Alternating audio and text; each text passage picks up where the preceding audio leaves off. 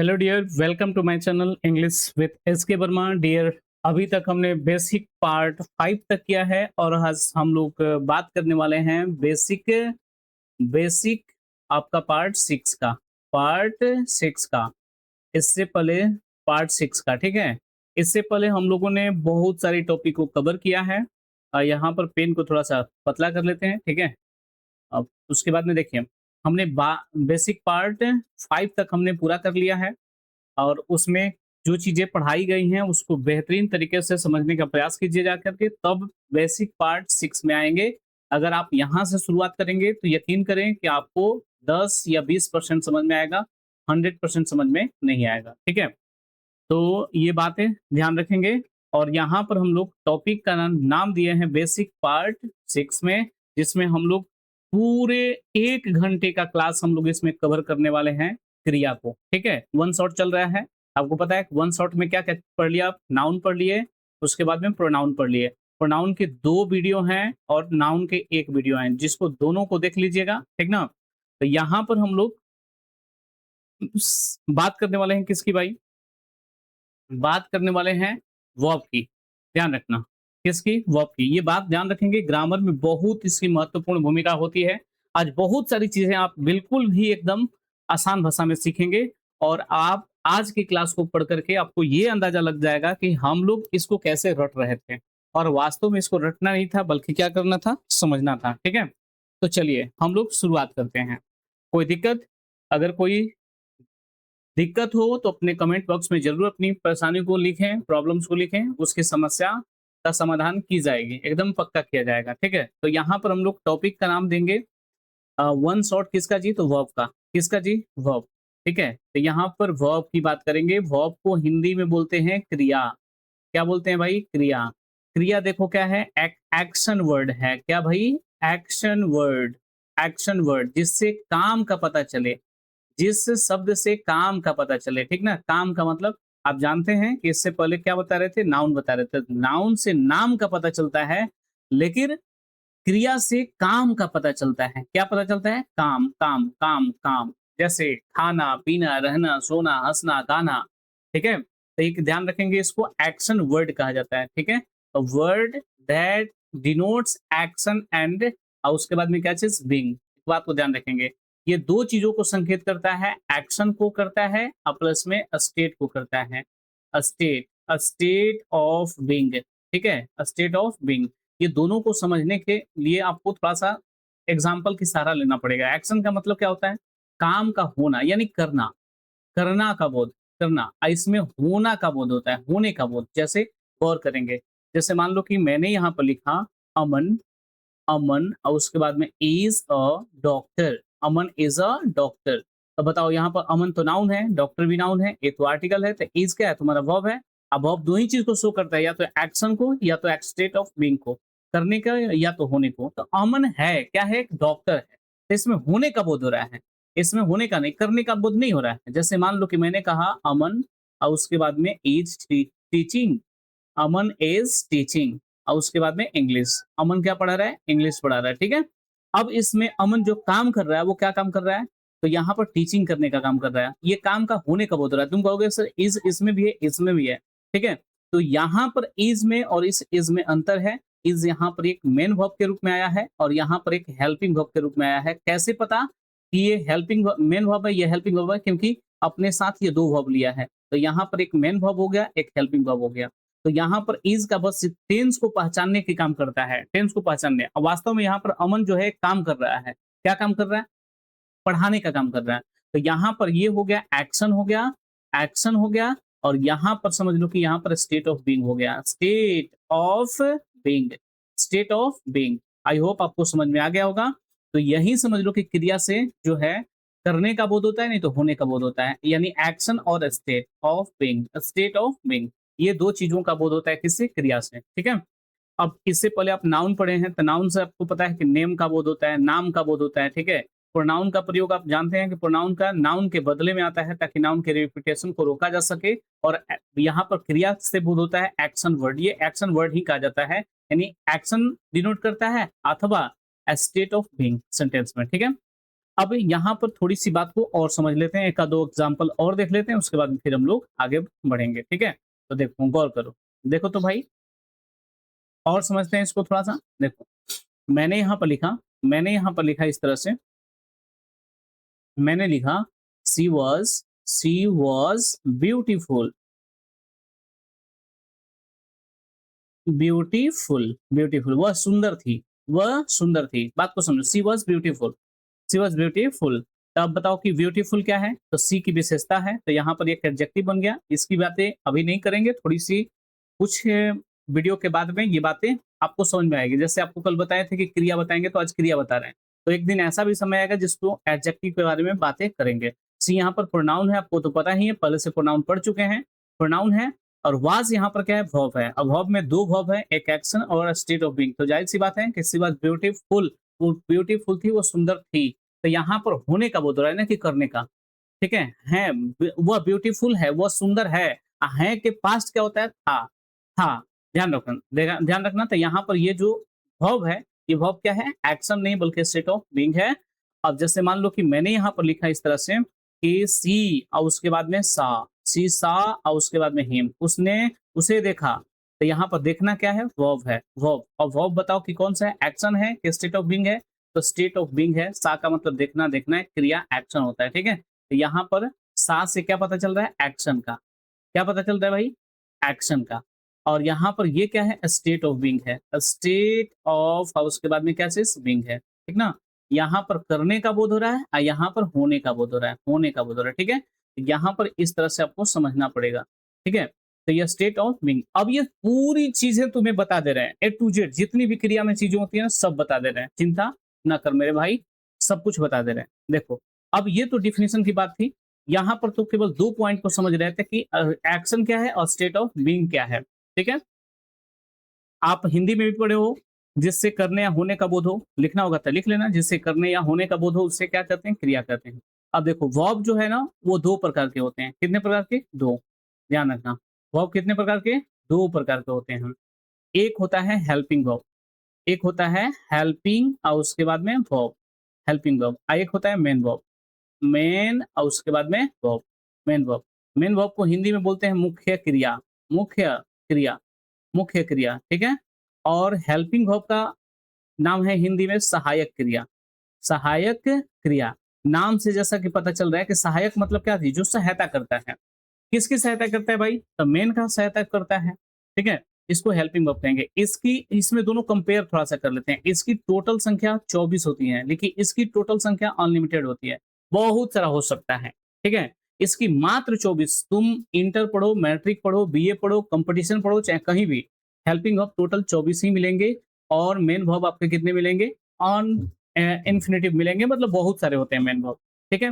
बात को ध्यान रखना। ये 24 कौन-कौन से होते हैं? तो इसको बात को थोड़ा-सा समझते हैं। देखो, अब हेल्पिंग वर्ब ये होते हैं ना, ये 2 प्रकार के होते हैं। कितने प्रकार के भाई? 2 प्रकार के, ठीक है? ये 2 प्रकार के होते हैं। देखो, पहला होता है प्राइमरी, प्राइमरी, प्राइमरी, और एक होता है समझ लो मॉडल। क्या होता है? मॉडल। ध्यान रखना, प्राइमरी की टोटल संख्या होती है 11, तो मॉडल की टोटल संख्या कितनी हो गई? 13, और 11 13 कितने होते हैं? 24 होते हैं। ये प्राइमरी होते हैं। क्या होते हैं? प्राइमरी, और ये होते हैं मॉडल। अब देखो, यहाँ पर बात को समझो। अब प्राइमरी ये होते कौन-कौन हैं? ये प्राइमरी 11 हैं, आखिर कौन-कौन होते हैं? तो इन 11 का निर्माण 3 से हुआ है। एक होता है टू डू से, एक होता है टू डू से, एक होता है टू बी से, एक हुआ है टू हैव से, टू हैव से। बात को ध्यान रखना, टू हैव से।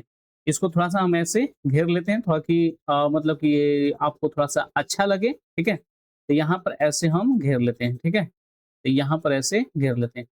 अब गौर करना, ये 3 से to do, to be, to have, इसको प्राइमरी कहा जाता है। क्या कहा जाता है? प्राइमरी। लेकिन ये तीनों से क्या-क्या बना है? तो देखो, आपको पता होना चाहिए कि टेंस जो है थोड़ा-सा समझने का प्रयास करना, क्योंकि टेंस 3 होते हैं। एक होता है समझ लो कि प्रेजेंट होता है, और दूसरा होता है पास्ट होता है, और तीसरा होता है फ्यूचर होता है। अगर ये अभी तुरंत अगर यहीं पर स्किप कर दोगे वीडियो, तो फिर तो समझ में नहीं आएगा, क्योंकि हार्ड तो तुम्हें लग रहा होगा। ये तो फिक्स है कि हार्ड लगेगा। लेकिन बातें समझ लो, लास्ट तक देख लेना, ये पॉइंट तुम्हें समझ में आ जाएगा। प्राइमरी 11 कौन-कौन होते हैं भाई? तो यहाँ पर ये जो प्राइमरी है 2 टेंस के लिए काम करता है। जैसा कि टेंस 3 होता है, तो ये प्राइमरी 2 टेंस के लिए काम करता है। एक प्रेजेंट के लिए और दूसरा किसके लिए? पास्ट के लिए। पास्ट के लिए, ये पहचानने में मदद करता है, ठीक है। तो प्राइमरी, तो यहाँ पर ये टू डू दो भागों में बढ़ जाता है, एक हो जाता है प्रेजेंट, एक हो जाता है प्रेजेंट और दूसरा क्या हो जाता है पास्ट।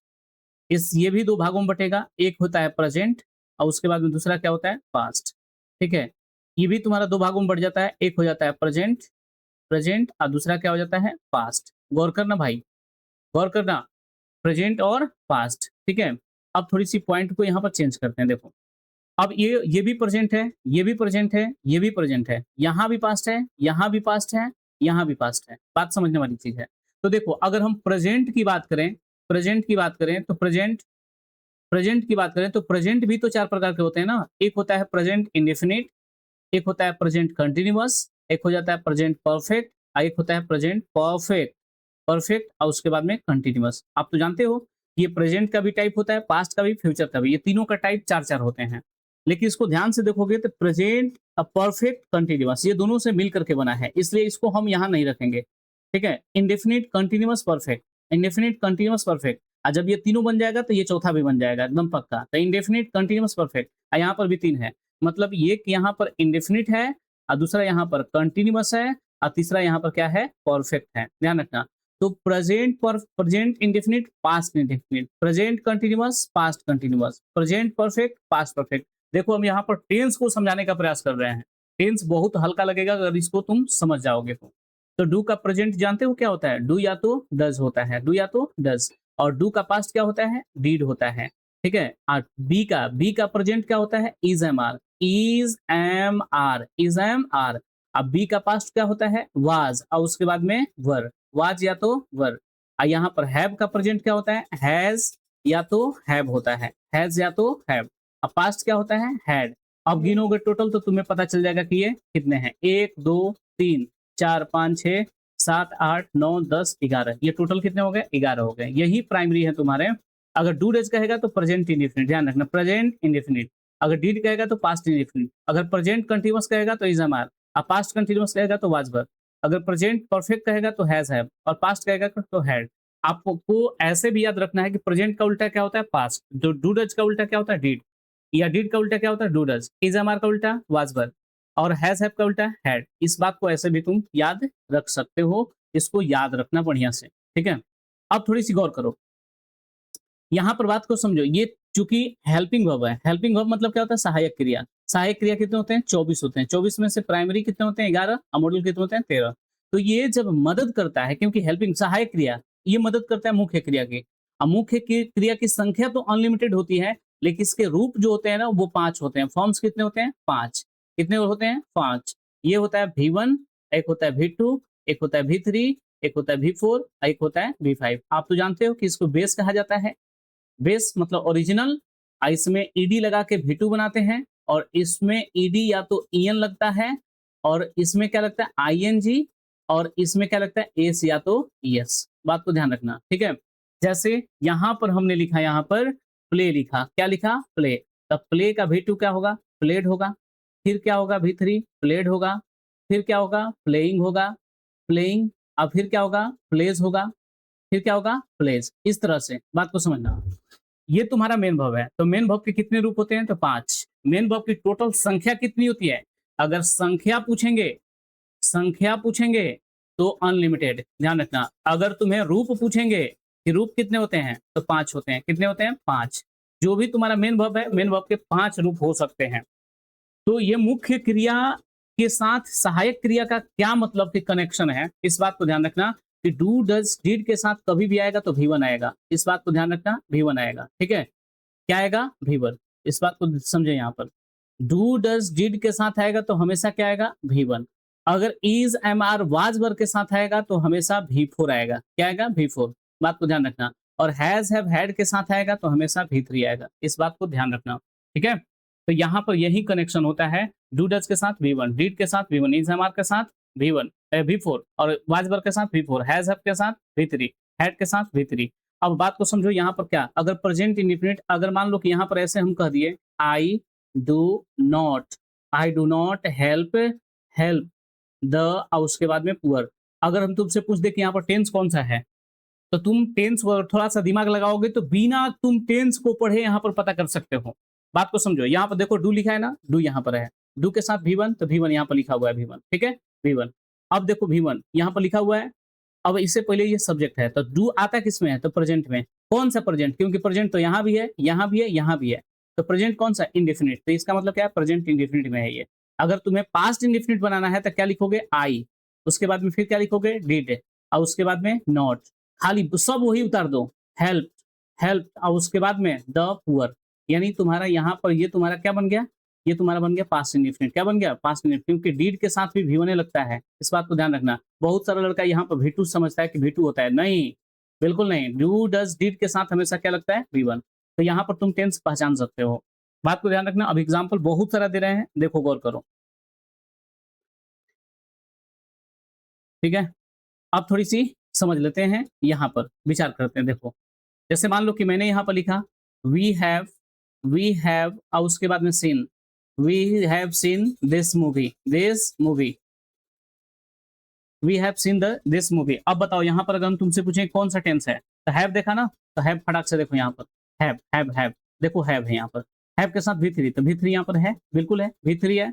अब प्लस में यहाँ पर ये क्या है, हेल्पिंग वर्ब है, तो हेल्पिंग वर्ब के साथ V3 आता है। अब प्लस में हैव क्या है, प्रेजेंट है, प्रेजेंट परफेक्ट, तो यहाँ पर अगर टेंस पूछेंगे तो प्रेजेंट परफेक्ट हो गया, प्रेजेंट परफेक्ट हो गया। अगर तुमसे कहेंगे कि पास्ट परफेक्ट बनाओ तो क्या बनाओगे, वी हैव की जगह पर यहाँ पर क्या कर दो, हैड, अब प्लस में आप जनवे करते हो कि हैज हो चाहे हैव हो चाहे हैड हो, इसके साथ V3, तो V3 यहीं पर हो गया, सीन, और उसके बाद में दिस मूवी। बात को समझो, ये पास्ट परफेक्ट हो गया, क्या हो गया, पास्ट परफेक्ट। ऐसे ही समझ लो कि अगर हम तुमसे कहें यहाँ पर और भी चीज बनाने के लिए अगर कहें, समझो A to Z, ये टेंस में पढ़ाएंगे भाई, अभी तो तुम्हारा बेसिक यहाँ पर बेसिक मजबूत हो रहा है। जैसे मान लो कि मैंने यहाँ पर लिखा आर और उसके बाद में दे, आर दे और उसके बाद में टीचिंग, आर दे टीचिंग और उसके बाद में हिम, ऐसे लिखा। आर देखो, आर यहाँ पर है, आर यहाँ पर इज एम आर आ गया ना, आर के साथ V4, तो V4 कहाँ है, यहाँ पर गया, क्योंकि ये तो प्रोनाउन है। अब प्रोनाउन का सब्जेक्टिव कैसे है, तो पक्का है कि तुम्हारा ये क्या है, हेल्पिंग वर्ब है, ये क्या है, सब्जेक्ट है, ये वाला क्या है, मेन वर्ब है, अब प्लस में ये वाला क्या है, ऑब्जेक्टिव। तो पता है हम पहले से कि ऑब्जेक्टिव कैसे है, ये तो बात तुम्हें समझ में आना चाहिए। अब देखो यहाँ पर ज्यों ही अगर ऐसे मान लो कि मैंने कह दिया दे और उसके बाद में वर वाज वर के साथ V4 नहीं लगता है, तो यहाँ पर टीचिंग बिल्कुल सही लिखना होगा, टीचिंग और उसके बाद में क्या हो गया, हिम। अब बताओ ये तुम्हारा कौन सा टेंस है, तो प्रेजेंट कंटीन्यूअस है, प्रेजेंट सॉरी यहाँ प्रेजेंट कंटीन्यूअस, तो ये वाला क्या है, पास्ट कंटीन्यूअस है, वाजवर लगा है, वाजवर के साथ बिफोर, तो ये हमेशा किसमें आता है, पास्ट प्लस में कंटीन्यूअस, पास्ट कंटीन्यूअस। थोड़ी सी बार बार इस वीडियो को देखोगे तो ये बात समझ लो कि समझ में आ जाएगा। कॉपी पे नोटबुक पे लिखने का प्रयास करो, क्योंकि समझ लो बाबू देख करके सब कुछ तो सही नहीं हो सकता है। इतना तो बात हम तुम्हें क्लियर कर दे रहे हैं कि देख करके सब कुछ सही नहीं किया जा सकता, बात समझ लो। देख करके तुम बिल्कुल भी परफेक्ट नहीं बन पाओगे, बशर्ते इसको क्या करना पड़ेगा, उतारना पड़ेगा नोटबुक पर, बार बार इसे देखना पड़ेगा, उतार करके फिर एक बार वीडियो को देखो, तब समझ में ज्यादा आएगा।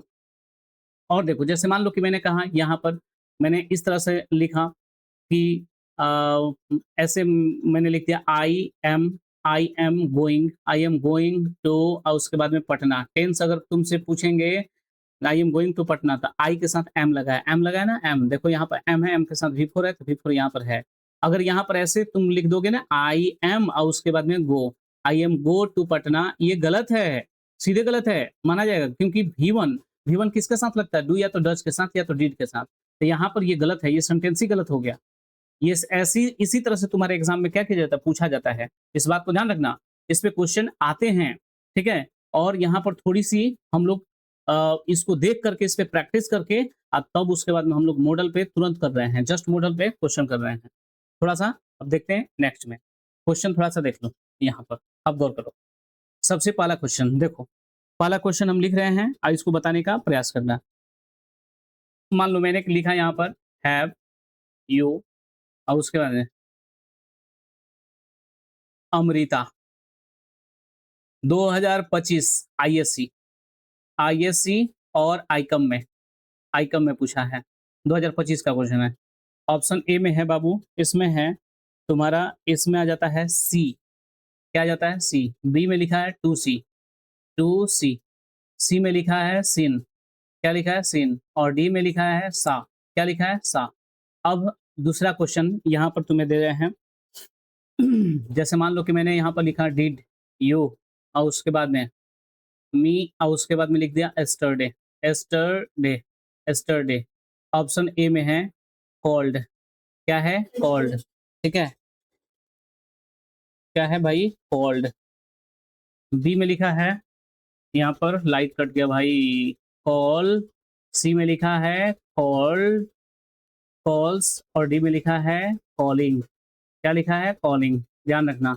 तीसरा मैंने लिखा यू आर नॉट, उसके बाद में हिम।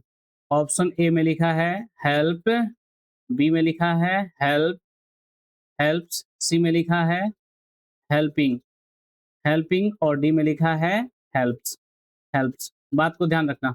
चलो है हेल्प, ईडी लिख दे रहे हैं यहाँ पर, ईडी। तो देखो हैव लिखा है, हैव के साथ बताओ क्या लगता है? हैव के साथ देखो, हैव के साथ क्या लगता है भाई? हैव के साथ V3 लगता है। क्या लगता है? V3। तो बताओ इसमें V3 ऑप्शन ये में, ये V1 है, क्या है? V1। और ये क्या है आपका? ये तो बिना मतलब का 2 प्लस V1 कर दिया है। यहाँ पर V3 है और ये V2 है। तो ऑप्शन नंबर कौन सा? सी। डिड, डिड है, डू डज डिड है, तो इसके साथ लगेगा V1। ऑप्शन V2 ये गलत है। पहला नंबर यही ऑप्शन मारेगा लड़का, गलत है। कॉल, ये V1 है, बिल्कुल सही है। ये तो V5 है, ये तो V4 है, नहीं होगा। तीसरा में देखो यू आर, आर है, आर के साथ लगेगा V4, हमेशा क्या लगेगा? V4 लगेगा। बात को समझे? आर के साथ क्या होगा? V4। तो यहाँ पर V4, V4 कौन सा है? ऑप्शन नंबर सी, ठीक है? आपको ध्यान रखना है। और बिल्कुल वीडियो बीच में अगर कट जाता है, पढ़ा रहे हैं, अगर वीडियो बीच में कट जाता है तो आपको नेक्स्ट एकदम सीरीज में हम आगे करेंगे, ठीक ना? क्योंकि लाइट कटा हुआ है और लैपटॉप चार्ज नहीं है, तो हो सकता है कि वीडियो बीच में रुक जाए। तो इतनी बातों को ध्यान रखिएगा, तब से क्वेश्चन करा दे रहे हैं हम। चाहे छोड़ दे रहे हैं इतना पर छोड़ दे रहे हैं, उसके बाद में फिर हम लोग मॉडल एक साथ कर लेंगे, ठीक है? तो चलो आज के लिए इतना ही रहेगा इस वीडियो में।